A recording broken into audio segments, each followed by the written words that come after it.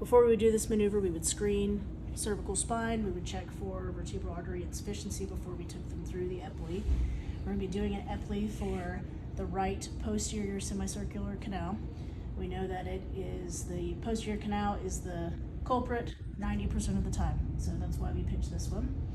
The canal is oriented about 45 degrees inside the skull, so this is just a visual representation to show you externally how the otoconia, which are the little blue beads, would be moving through the canal. Okay, so we're going to turn the patient's head 45 degrees to the right and come on back. Bring the patient back into about 15-20 degrees of cervical extension, and we're going to watch the otoconia travel in the canal. So as they're moving, the eyes would be beating upbeat and torsion, which in this case is kind of down towards the floor, down towards the right ear. Going to wait for nystagmus and or symptoms to subside so that the otoconia can fall to the lowest point within the canal.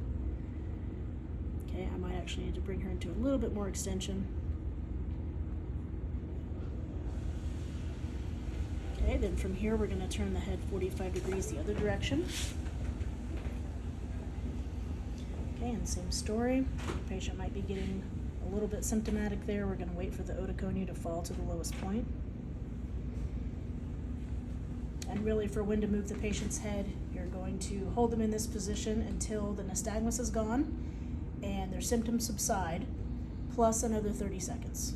So you can move your patient out of this position too quickly, and in which case the maneuver will fail. You can't really keep them here too long unless they're getting, some vascular symptoms or something like that. So it's better to err on the side of staying here a little bit too long.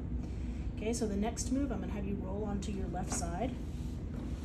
Okay, with your eyes down towards the floor. Okay, and tuck your chin for me. You guys can see that the chin tuck is really important because that's really what gets the otoconia around that last little top part of the canal.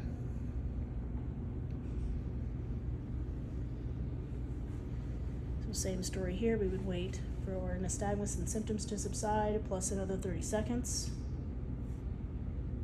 Here we can see that we have had a successful maneuver. The otoconia are repositioned, theoretically, back up here to the vestibule.